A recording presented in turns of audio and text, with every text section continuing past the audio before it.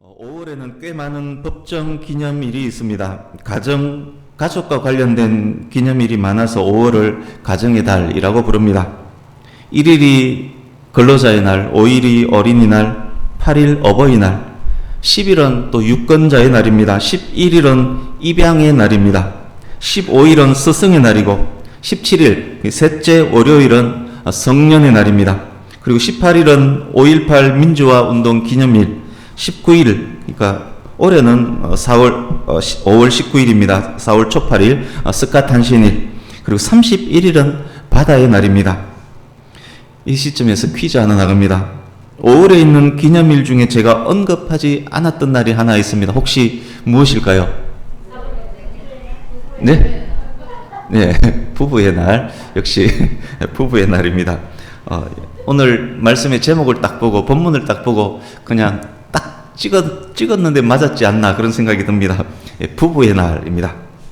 1995년 창원의 한 목사님 부부로부터 부부의 날 제정운동이 시작되었고, 그리고 2003년 부부의 날 위원회에서 제정 청원이 있었고, 2007년 국회 본회의 의결을 거쳐서 법정 기념일로 제정이 되었습니다.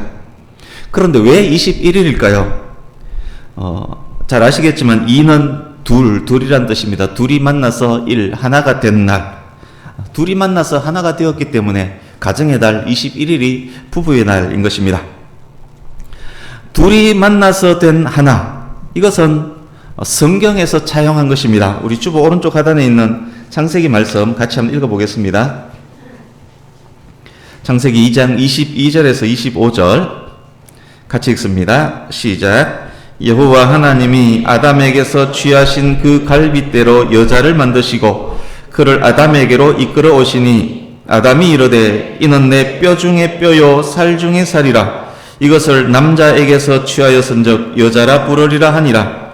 이러므로 남자가 부모를 떠나 그의 아내와 합하여 둘이 한 몸을 이룰지로다. 아담과 그의 아내 두 사람이 벌거벗었으나 부끄러워하지 아니하니라. 아멘. 아시듯 아내는 남편에게 돕는 배필입니다. 남편이 자기를 돕는 배필 아내 하와를 보자마자 내 뼈 중에 뼈, 살 중에 살이라는 최고의 찬사를 보냅니다. 이 둘이 하나가 됩니다. 이 둘은 벌거벗어도 서로 부끄럽지 않는 그런 사이입니다. 하나님께서 지난주에도 말씀드렸습니다만, 하나님께서 사람과 사람 사이에 최초로 세우신 관계와 질서가 부부입니다. 둘이 한 몸이 되어서 가정의 중심을 이룰 사이가 바로 부부 관계입니다. 부부를 통해서 자손이 생육하고 번성할 것이며 또 땅은 정복되고 다스림을 받게 될 것입니다. 부부는 관계의 시작이고 번성의 시작입니다. 미국 어느 잡지에 사진과 함께 기사로 실렸던 이야기 하나 해드리겠습니다. 이 기자가 영국에 방문했을 때 일입니다. 한 카페에서 식사를 하게 되었습니다. 기자 바로 옆자리에 노부부 한 쌍이 마주보면서 손을 잡고 앉아 있었습니다. 옷차림이나 행색으로 봐서는 매우 가난한 노부부입니다. 할아버지는 비스킷을 주문했고 할머니는 차 한 잔을 주문했습니다. 주문한 비스킷과 차가 나왔습니다. 남편이 비스킷을 천천히 먹기 시작했습니다. 몇 모금 차를 마신 아내가 미소를 띠면서 남편을 바라보고 있습니다. 비스킷을 어느 정도 먹은 남편이 갑자기 틀니를 뽑아서 깨끗이 닦아서 그것을 아내에게 줍니다. 아내가 틀니를 자기 입에 끼우고는 남편이 먹던 비스킷을 먹기 시작합니다. 남편은 아내가 남긴 차를 마시며 아내가 비스킷 먹는 모습을 사랑스럽게 바라봅니다. 이 모습에 감동을 받은 기자가 노부부의 이야기를 사진과 함께 잡지에 실었던 것입니다. 너무 아름답지 않습니까? 오헬리의 단편소설 선물의 노부부 버전을 보는 듯 하지 않습니까? 하나님께서 원하시는 둘이 만나 하나가 된 부부의 모습이 이런 모습이 아니겠습니까? 이 부부에게 가난은 별로 중요하지 않았습니다. 부부가 서로를 존중하고 귀하게 여길 때 그 가정에 이런 아름다움이 깃드는 것입니다. 아시듯 오늘 본문 말씀의 주제가 부부입니다. 그렇지만 본문 말씀 문자 그대로 현대에 적용할 수는 없습니다. 그때와 현대는 너무도 다른 세상이기 때문에 그때의 부부와 현대의 부부가 같을 수 없습니다. 당시 시대적 배경을 알고 말씀을 해석해서 현대에 지혜롭게 적용하면 되는 것입니다. 본문 당시 이스라엘 부부 역할 이해를 위한 내용 두 가지를 소개하려고 합니다. 1세기 예루살렘에 힐렐 학파가 있었습니다. 이 힐렐이 누구냐 하면 바울의 스승이었던 가말리엘, 그 가말리엘의 할아버지입니다. 힐렐 학파는 매우 그러니까 지적으로나 영성으로나 자리를 잘 갖췄던 이스라엘의 유명한 문파입니다. 힐렐 학파가 남편이 이혼할 수 있는 사유, 남편이 이혼을 아내에게 요청할 수 있는 그 사유 4가지를 규정했습니다. 첫 번째가 뭐냐 하면 아내가 알지 못하는 남자와 이야기할 때 그게 이혼 사유가 됩니다.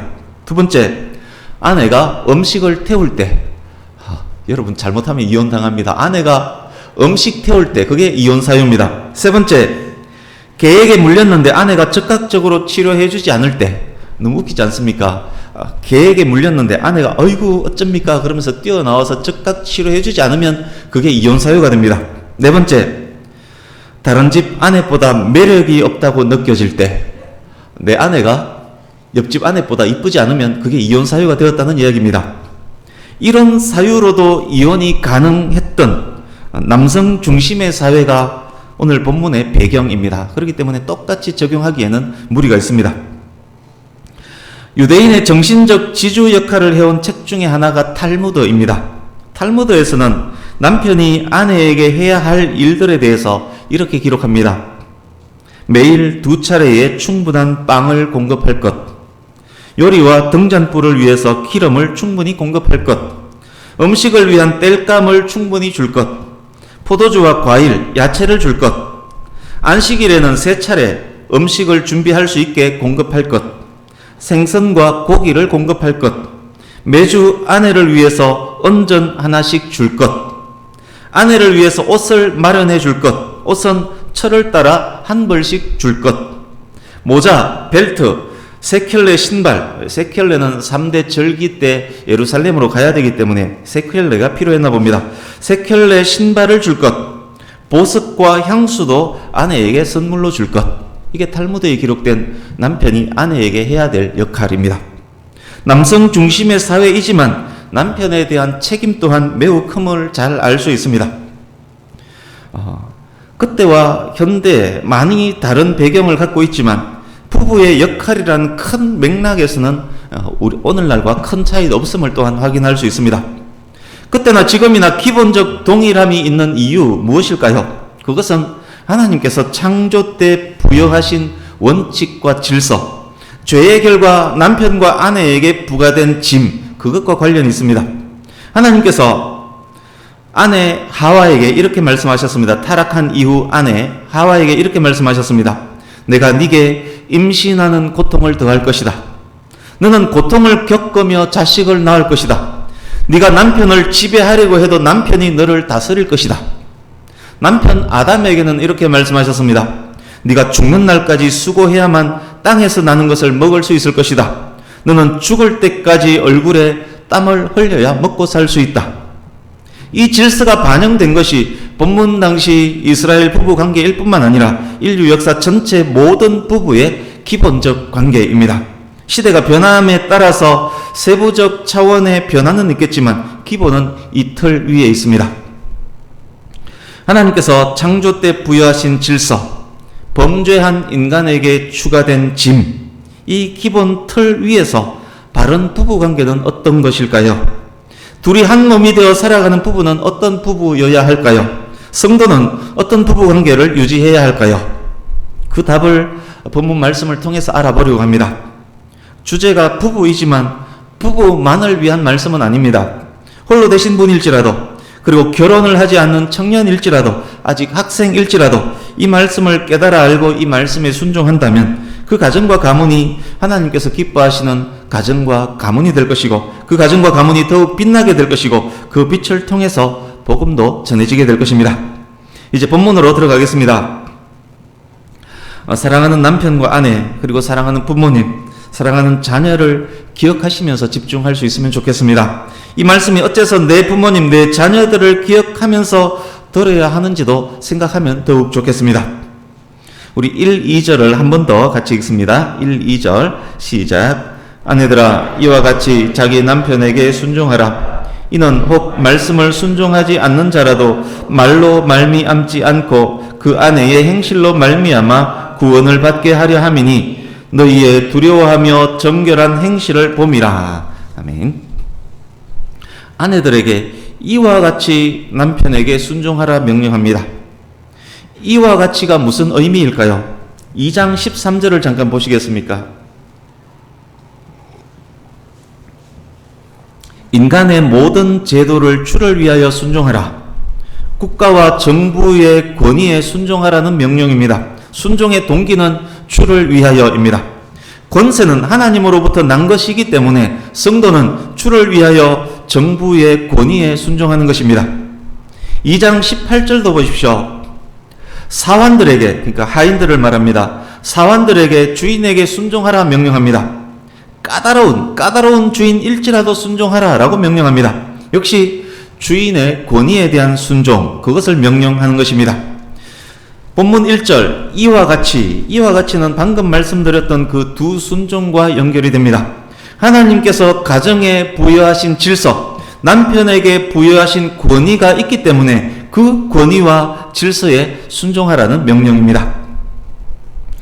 베드로서의 수신자는 1장 1절을 보시면 택하심을 받은 자, 즉 성도들입니다. 그렇지만 본문은 부부를 향한 말씀입니다. 성도에게 쓴 편지이지만 오늘 읽은 이 본문은 대상이 부부입니다. 부부 모두 그리스도인인 경우도 있었겠지만 그렇지 않은 경우도 있습니다.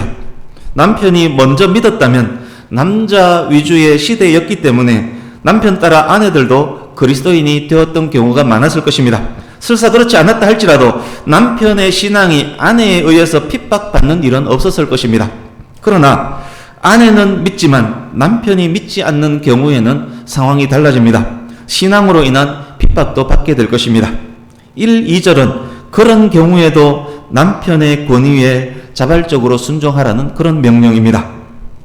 1절에 말씀이라는 단어가 있습니다. 원어에는 정관사가 붙어 있습니다. 그러니까 이 말씀은 그 말씀, 즉 복음을 의미합니다. 아내의 행실로 말미암아 복음에 순종하지 않는 남편이 복음을 영접해서 구원받는 일이 있을 것입니다. 아내의 어떤 행실이 남편을 구원받게 하는 그런 행실일까요?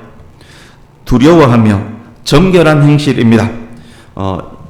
현대어로 번역해서 말씀드리면 아내의 경건하고 순결한 행실이 믿지 않는 남편을 구원받게 만들 수 있다는 이야기입니다. 2절 끝부분 보십시오. 봄이라. 이 단어는 그냥 슬쩍 보는 것을 의미하지 않습니다. 보다, 관찰하다 의미의 단어입니다. 오랫동안 유심히 진짜 행동이 맞는지를 판단하며 본다는 그런 말입니다. 아내의 변함없이 거룩하고 정결한 행실로 말미암아 감동받은 남편이 그리스도인이 된다는 말씀입니다. 하나님께서는 자주 가장 가까이에 있는 아내를 도구로 사용하셔서 남편을 구원하십니다. 혹시 이런 궁금증이 여기서 생기지 않습니까? 믿지 않는 남편이 교회 가지 마, 예수 믿지 마 그렇게 말하는데 그 말에도 순종해야 합니까? 그 말에 순종하면 기독교인이 될 수 없는데 기독교인이 아닌 아내가 어떻게 남편을 구원할 수 있다는 말입니까? 매우 중요한 질문입니다. 권위에 대해 순종하는 이유는 주를 위하여임을 확인했습니다. 주 안에서 순종이란 말씀입니다. 두려워하며 정결한 행실, 그것이 주 안에서의 순종임을 한 번 더 확인해 줍니다. 부당한 말, 잘못된 요구에 순종하는 것은 경건하고 정결한 행실이 아닙니다. 예수님께서도 말씀하셨습니다. 너희 빛이 사람 앞에 비치게 하여 그들로 너희 착한 행실을 보고 하늘에 계신 아버지께 영광을 돌리게 하라. 남편을 감동시키고 남편을 구원으로 인도하는 순종은 바른 것에 대한 순종, 정결하고 착한 행실로 나타나는 순종입니다. 부당한 요구에 대한 순종은 남편을 절대 구원에 이르게 할 수 없습니다. 1, 2절은 또한 부부가 모두 기독교인 경우에도 적용할 수 있는 말씀입니다. 혹 말씀에 순종하지 않는 자라도 이 부분의 원어를 직역하면 이렇습니다. 비록 몇몇이 말씀에 순종하지 않는다 할지라도, 이게 무슨 말씀입니까? 몇몇을 제외한 대부분 남편은 복음을 영접했다는 말입니다. 그럴 때 1절, 2절은 또한 이런 말씀이 됩니다. 믿는 남편 중에 말씀에 순종하지 않는 남편도 들어있다. 아내가 남편의 권위에 순종하며 거룩하고 착한 행실로 남편을 감동시킨다면 그 남편을 말씀에 순종하는 남편으로 만들어갈 수 있다. 그러니까 성숙하지 못한 성도인 남편을 아내의 바른 행실로 말미암아 성숙한 성도로 만들어갈 수 있다는 그런 말씀 또한 됩니다. 뿐만 아닙니다. 이 말씀은 학교, 직장, 가정 밖 다른 상황에서도 적용되는 말씀입니다. 너희 빛이 사람 앞에 비치게 하여 너희 착한 행실을 보고 하늘에 계신 아버지께 영광을 돌리게 하라. 성도의 행실을 사람들이 봅니다. 성도의 행실이 거룩하고 정결하고 착하다면 비록 그가 복음을 전하지는 못했다 할지라도 네가 믿는 하나님이라면 나도 믿고 싶다. 그렇게 다가오는 사람들이 있다는 말씀입니다. 하나님께서 성도의 착한 행실을 그렇게 사용하시는 것입니다. 반대의 경우를 생각해 보지 않을 수 없습니다. 그러니까 지금까지 나눈 말씀을 쭉 요약하면 반대의 경우도 생각할 수 있다는 말씀입니다. 예수 믿는 아내가 만약 경건하지 못하고 정결하지 못하고 행실이 바르지 못하다면, 예수 믿는 그 누군가가 만약 경건하지 못하고 정결하지 못하고 행실이 바르지 못하다면, 예수님 믿을 마음이 있었던 남편조차도, 교회 갈 마음을 가졌던 직장 동료조차도 그 안에 그 사람으로 말미암아 복음에서, 교회에서 더 멀어질 수 있다는 말씀이기도 합니다. 이제 3절에서 6절입니다. 3절에서 6절의 포커스는 아내의 아름다움입니다. 시간 관계상 이 부분은 최대한 압축해서 전하겠습니다. 눈으로 읽으시면서 들으시기 바랍니다. 먼저 3절, 4절을 눈으로 보십시오. 보면서 들으시면 좋겠습니다. 이 자리에 남편 여러분 계십니다. 남편 여러분, 아내의 어떤 모습이 가장 아름답습니까? 아내가 어떤 때에 더 아름답습니까? 저는 항상 아름답습니다만 성경은 어떤 아내가 아름답다고 말합니까? 외적, 가시적 아름다움보다 내적, 영적 아름다움이 더 아름답다라고 말씀합니다. 짙게 화장하고 목걸이, 귀걸이 등 보석으로 장식한 것보다 마음에 숨은 사람, 즉 속사람이 아름다운 것이 더 아름답다라고 지금 말씀하고 있습니다. 겉모습은 결국 늙어갈 것이지만 속사람의 온유하고 안정한 심령은 영원하다 말씀합니다. 여호와를 경외하는 여인, 현숙한 여인이 아름답다라고 말씀하고 있는 것입니다. 이것은 성경 전체에 기록된 내용입니다. 그렇지만 3절, 4절 말씀이 여성에게 꾸미지 말라, 그런 말씀은 아닙니다. 만약 그런 의미였다면 외모로 하지 말고, 그런 말씀 대신 단장하지 말고 라고 하셨을 것입니다. 외모로 하지 말고의 초점은 단장을 하고 안 하고, 화장을 하고 안 하고가 아닙니다. 행실로 인한 감동은 외모의 아름다움이 아니라 내면의 아름다움으로부터라는 말씀입니다. 마음을 가꾸라는 의미입니다. 남편 여러분, 정말 그렇지 않습니까? 화장으로 인한 아름다움, 단장으로 인한 아름다움은 옷 갈아입고 씻고 자고 나면 다 없어집니다. 나이가 들면 옷빨도 화장빨도 받지 않습니다. 그러나 내면의 아름다움, 속사람의 아름다움은 시간이 지날수록 더욱 빛이 납니다. 그것은 사람의 얼굴을 빛나게 만듭니다. 그 아름다움은 천국에까지 이릅니다. 5, 6절 보십시오. 순종적 태도와 내적 아름다움의 사이, 순종적 태도와 내적 아름다움의 사이를 예를 들면서 설명합니다. 성경에 하나님께 소망을 두었던 여인들이 많이 등장합니다. 구약 성경에 사라, 드보라, 룻, 한나, 아비가일, 에스더 등등이 그런 여인들이었을 것입니다. 베드로는 그 중에서 사라를 예로 듭니다. 사라는 갈 바를 알지 못하는 불확실하고 위험한 상황에서도 하나님을 신뢰했습니다. 남편 아브라함의 권위를 인정하고 남편을 주인님이라고 부르면서 순종하며 따랐습니다. 두려운 일들도 많이 있었지만 하나님을 경험함으로, 하나님을 신뢰함으로 이겨낼 수 있었습니다. 믿음으로 아브라함의 딸이 된 성도들은 또한 사라의 딸도 되는 것입니다. 베드로 사도가 아내들에게 이렇게 말합니다.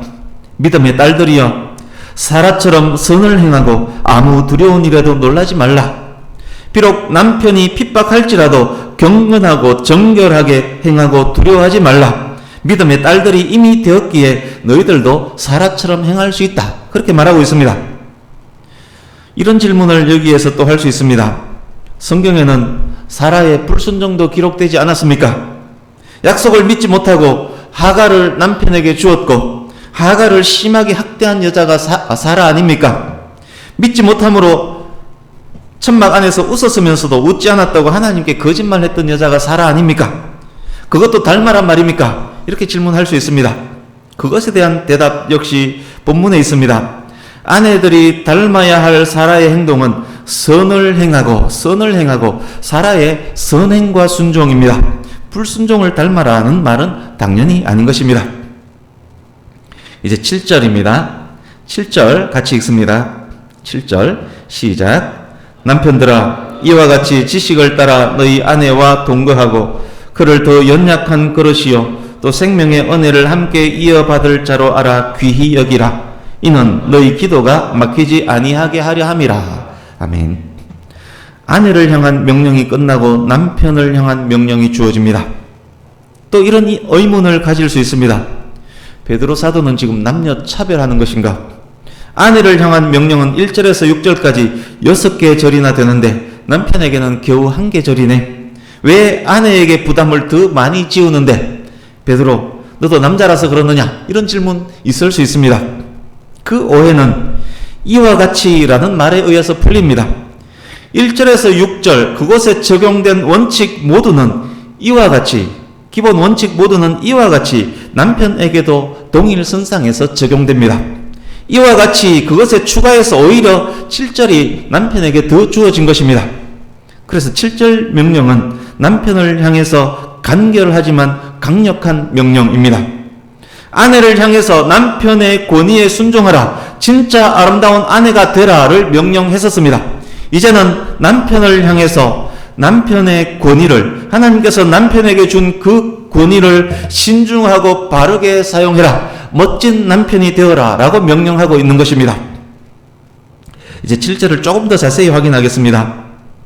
지식을 따라, 여기에 지식은 무엇을 말함일까요?